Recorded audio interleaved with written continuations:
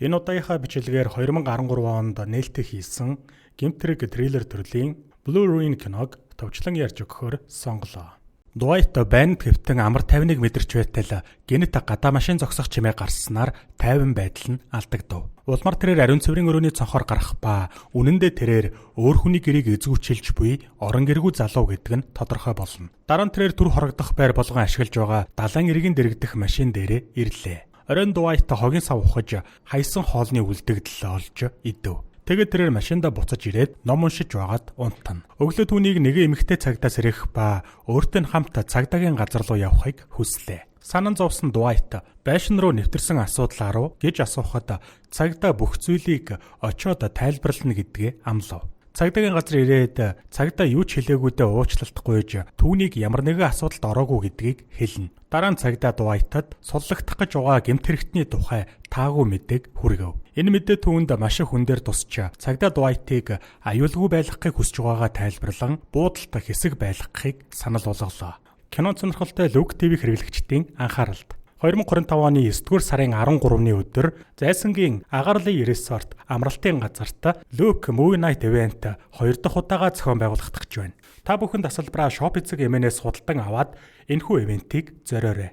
Мөн маш олон төрлийн сонирхолтой хөтөлбөрүүд та бүхнийг хүлээж байгаа тул хоромч уйдахгүй гэдэгт итгэлтэй байна. Илүү дэлгэрэнгүй мэдээллийг Luke TV-гийн Facebook болон Instagram хуудаснаас аваарай. Luke TV илүү гүз. Маргааш өглөө Дуайт Виржиниагийн газрын зургийг худалдан авч машина түлшээр дүүргээд замда гарна. Энэ үед арын суудал дээр цагдаагийн түүнд өгсөн сонин байх ба сонин дээр 1993 онд 2 хүн амны хэрэг үйлдсэн алуурчныг суллах гэж байгаа тухай нийтэлсэн харагдана. Дуайт зэвсгэн дэлгүүртээ саатаж буу худалдаж авах гэсэн ч мөнгө нь хүрэхгүй гэдгийг олж мэдэв. Улмаар тэрээр буу хулгайлах талаар боддогч камер түүний анхаарлыг татлаа. Оройн Дуайт шөнийн клубын гадаа ирээд хэд хэдэн машин зогсож байгааг анзаархад ойр хавьд нэг ч хүн харагдсангүй. Тиймээс тэрээр нэгэн машины цонхыг хагалж буу хулгайлаад тэндээс зүгтаана. Маргааш нь тэрээр хадаасны лоомоор бууны түгжийг эвдэхийг оролдохдоо түгжийг нь биш бууг эвдснээр энэ нь түүнийг бухимдуулав. Гэсэн ч Дуайт үргэлжлүүлэн явж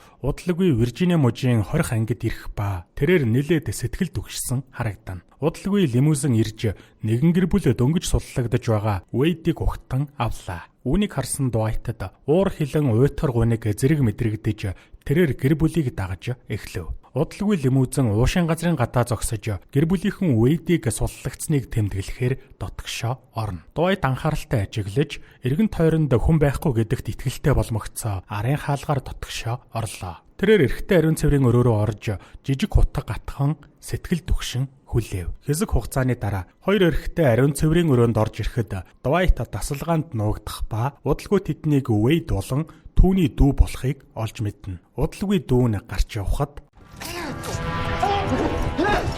Ууралсан Вэйд түүнийг багал зурдан хан руу шахахад Дуайт түүний толгой руу хутгаа зоосноор Вэйд хоромхон зуурт амьсгал хураалаа. Ямартай ч зорилгоо биелүүлсэн Дуайт цусандаа хутгалцсан байдалтай уушин газраас яаран гарч лимузингийн дугуйг хутгаараа сийжхийг оролдохдоо гараа гэмтээснээр машинда сууна. Тэрээр машин асах гэтэл дүлхүүрээ ариун цэврийн өрөөнд унгааснаа мэдээд сандрав. Энэ хооронд Дуайтын гэр бүл ариун цэврийн өрөөнөөс түүний цогцсыг оллоо. Дуайт лимузинд сууж шуудхан тэндээс хөдлөх ба Вэйдийн гэр бүлийнхэн гарч ирээд араас нь гүйнэ. Хэсэг явсныхаа дараа Дуайт арын суудал дээр нь хэн нэгэн байгааг мэдээд сандарлаа. Тэрээр машина зогсооход арын суудлаас нь Вэйдийн хамгийн бага дүү Уильям гарч ирэх нь тэр. Уильям түүнээс Вэйдийг гэмтээсэн үү гэж асуухад Дуайт тэгсэн гэдгээ хүлээн зөвшөөрнө. Эндээс Дуайт 20 жилийн өмнө эцэг эхийг нь хөнөөснийхөө төлөө Вэйдээс өшөөгөө авсан нь тодорхой болно. Гэтэл Уильям үнэн дээр Вэйд тэднийг алаагүй гэж хэлээд тэндээс зогтоох ба Дуайт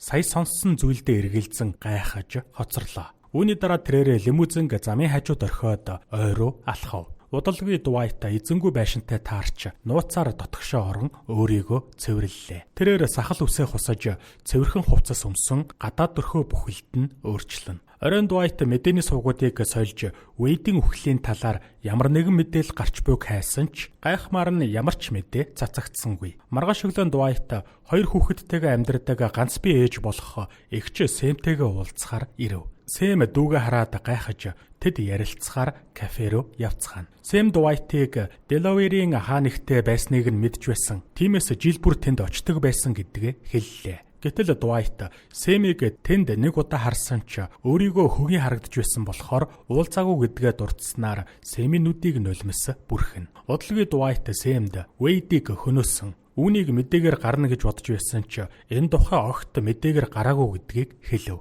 Тэгэд Вэйд өөрийг нь ална гэхээс айж байсан болохоор төрүүлж хөнөхөөсөр арга байгаагүй гэдгээ тайлбарллаа. Сэм үнийг сонсоод балмагтсан ч бодолгүй тайвширч Вэйдийг үхэхээс өмнө маш их зовсон гэж найдаж байгаагаа илэрхийлнэ. Үргэлжлүүлээд Вэйдийн гэр бүлийнхэн хуучин хаяг дээр амьдардаг хэвээрээ байгаа. Тэдний лимузин ойр хаваар нь явахыг харахад уурч их үзэл нь байнга хүрдэг гэдгээ Сэм хэлв. Үнийг сонсоод айсан Дуайт Сэмээс хүүхдүүд нь хаана байгааг асуухад Сэм хүүхдүүдээ асрагчийн хамтаар гэртээ байгаа гэдгийг хэллээ. Улмаар Вэйдийн гэр бүлийнхэн түүний үхлийн талаар мэддэггүй болохоор дайралт хийж магадгүй гэж санаа зовон эгчдүүс яаран гэрлүүн явна. Азар хүүхдүүд нь аюулгүй байх ба Сэм Дуайтыг өөрсдийг нь аюултай байдалд оруулсныхын төлөө алгадав. Дуайт өөрийгөө хэрэгээ хүлээнэ гэж амлаад эхлээд Сэм болон хүүхдүүдийг аюулгүй байлгах ёстой гэдгээ хэллээ. Тэгээд Дуайт өөрийнх нь машин энэ хаяг дээр бүртгэлтэй байгаа болохоор тэдний хувьд аюултай. Тиймээс Питтсбург руу явахыг Сэмээс гуйна. Энэ нь Сэмийн гэр болохоор эхэндээ тэрээр татгалзаж байсан ч эцэст нь хүүхдүүдийнхээ аюулгүй байдлыг бодоод зөвшөөрч Питтсбург руу явахаар шийдэв. Одоо Дуайт эгчийнхээ гэрт ганцаараа үлдэж Вэйдийн гэр бүлийнхэн дайрна гэж таамаглан өвсний сэрээгээр өөрийгөө зэвсгэллээ. Тэрээр шөнийн турш тэднийг хүлээж эцэст нь тэд ирэхгүй болохоор гал тоогоо руугаа очиж цай чанаад дараа нь дурсамжийн хайрцага шалгана. Удалгүй Дуайт гадаа машин ирэхийг сонсоод шалгахаар харахад гайхмаар нь түүний хуучин машиныг байрлуулсан байх нь тэр. Улмаар тэрээр Вэйдийн гэр бүлийнхэн өөрийнх нь араас ирснийг мэдээд шуутхан л унтлахын өрөө рүүгээ очиж оронд хүн унтаж байгаа мэтээр бэлдлээ. Дараа нь тэр гэрлээ асааж усны цоргоо нээгээд халдагчдын анхаарлыг сарниулахын тулд чимээ шуугаан бий болгов. Удалгүй Вэйдийн хоёр дүү цонх хагалж дотгошоо нууцаар нэвтрэхэд Дуайт буудангийн ард нуугдана. Ах дүүс цоргоны усны чимээг сонсоод болгоомжтойгоор шатаар өгсөхөд Дуайт энэ боломжийг ашиглан гадагшаа гарлаа. Энэ үед Дуайт машиндаа суугаад яран хөдлөхдөө санамсаргүйгээр ах дүүсийн нэг болох Тэдийг мөрөгөх нь тэр. Тэрээр Тэдигээс тэднийг өөрийнх нь эсвэл эгчийнх нь араас ирсэн үү гэж асуухад Тэди ухаангүй болсон байлаа. Дуайт Тэдийг жирэн машин руугаа явхад хоёр дахь дүү нь болох Карл гарч ирэн түүн рүү ном сумаараа харвана. Улмаар Дуайт Тэдигийн бууг авснаар Карл айсандаа зүгтаахаас өөр сонголт байсангүй. Дараа нь Дуайт ухаангүй байгаа Тэдийг машиндаа хийхэд Карл эргэж ирэн түүний хөлийг нь ном сумаараа ононо. Хэдийгээр өвдөж байсан ч Дуайт шүд зуун дэвчиж машинаа унаад хөдөллөө. Өглөө Дуайт хөнгөө газартаа зогсож Тэдийг нэгжин мөнгө болон бусад зүйлсийг нь аваад түүнийг ачаандаа хийв. Тэгээд хөрөө ашиглан хөлнийхөө сумыг хөрөөдөж дараа нь эмийн сангаас шаардлагатай зүйлсийг худалдаж аваад хөлөндөө байгаа сумны үлдсэн хэсгийг авахар шийднэ. Гэсэн ч өвдөлтөө дэсч чадаагүй тул тэрээр ойролцох эмнэлэгт яаралтай очиж тусламж хүсээд ухаан алдан унлаа. Хожим нь Дуайт сэрэхэд эмнэлгийн орон дээр байх ба хөлнөөс нь сумыг авч ойдол тавьжээ. Тэрээр хэнд ч мэдэгдэлгүйгээр эмнэлгээс нууцаар гарч явна. Дуайт машин дээр буцаж ирэхэд Тэди ухаан орсон байх ба өөрийг нь суллахыг зөхрөлтгүйгээр гуйсаар. Гэвч Дуайт түүнийг тоолгүй орхиж эмнэлгийн хувцас солихын тулд хандивын хайрцагнаас хувцас авав. Дараа нь тэрээр Сэмийн гэрт ирж өчигдрийн явдлаас болж эмх замраагүй болсон байшинг цэвэрлэн цонхыг янзаллаа. Тэгээд Дуайт машинда буцаж ирээд сургуулийнхаа төгсөлтийн монтажийг харна. Энэ хооронд Тэди өөрийг нь гаргаж хэмээн гуйсаар байгаа ч Дуайт буутай болоогүй цагт түүнийг гаргахгүй гэж хэлв. Тэрээр үргэлжлүүлэн монтажийг эргүүлж угаад өмнө нь цэрэгт байсан Бен нэртэй хуучны найзынхаа зургийг олж харлаа. Улмаар Дуайт Бенийн хуучин хаягаар нь очиж түүний ээжтэй уулзна. Гэтэл ээж нь Бенийг нүүгээ дудаж байгаа гэдгийг хэлээд Дуайтыг таньж найрсгаар гэртээ оруулав. Тэгэд ээж нь Бенийн ажлын газар болон одоо амьдарч байгаа гэрийнх нь хаягийг бичиж өглөө. Дуайт хадагтайд чин сэтгэлээсээ талархаж аяг цай уугаад замдаа гарна. Дараа нь Дуайт Бенийн ажилдаг шөнийн клуб руу очиж түүний ээлж дууссаны дараа уулзав. Удаан хугацааны дараа хуучны найзыгаа харсан Бен гайхаж түүнд зориулж хийсэн зурагт хуудаснуудаа дахин дурслаа. Гэсэн ч Дуайтийн хувьд өнгөрсөн үйл явдлуудын талаар дурсах хүсэлгүй байгаа ба өөрт нь том тусламж хэрэгтэй байгаа болохоор ирсэн гэдгээ тайлбарлана. Улмаар тэд Бенийн гэрт ирж Дуайт түүнээс буу гэхийг гуйжээ. Бен түүнээс буугаар яах гэж байгааг нь асуухад Дуайт эргэлзэж байгааг хараад Бен бага мэдэх тусам сайн гэдгийг ойлгов. Бен түүнд буу өгдөгч Дуайтыг юунд орооцолцсныг нь мэдэхгүй ч ийм байдалтай явуулж чадахгүй гэдгээ илэрхийлнэ. Тиймээс Бен түүнд хэрхэн буутахыг зааж өгөхийг санал болгоход Дуайт ихэндээ эргэлздэгч эцэстээ зөвшөөрлөө. Хожим Дуайт машин дээрээ буцаж ирээд ачааны хаалгаа нээж Тэдигээс өөрийнх нь араас ирсэн үү, эгчийнх нь араас ирсэн үү гэдгийг асуухад тэрээр зөвхөн Дуайтын араас ирсэн гэж хариулав. Дуайт түүнээс яагаад тэднийг Вэйдийн талаараа цагдаад мэдэгдээгүйг нь асуухад тэд асуудлыг өөрсдийн гараар шийдэхийг хүссэн учраас гэж хариулна. Дуайт түүнд ус өгч өөрийгөө цагдаад хэрэгэ хүлээн. Тиймээс тэднийг бүх зүйлийг ингээд дуусгуур болго гэж хэллээ. Гэтэл Тэди Дуайтыг ахыг нь хөнөөчхөөд зүгээр л шоронд хоригдож болохгүй. Тэгэх эрх байхгүй гэдгийг хэлнэ. Эргэлцсэн Дуайт түүнээс Вэйд алуурчин биш гэж дүү Уильямынх нь хэлсэн үг үнэн эсхийг асуув. Гайхмаар нь Тэди тухайн алалгыг үнэндээ эцэг Вэйд нь үйлдэлсэн гэдгийг хэллээ. Учир нь тэдний ээж Дуайтын аавтай нууц амрагийн холбоотой байсан ба эцэг Вэйд нь үнэнийг олж мэдсэн байна. Уг нь эцэг Вэйд нь Дуайтын ээжийг хөнөөх бодлого байсан ч тэрээр буруу газараа буруу цагтаа байж таарсан гэдгийг хэлв. Улмаар эцэг Вэйд тухайн үед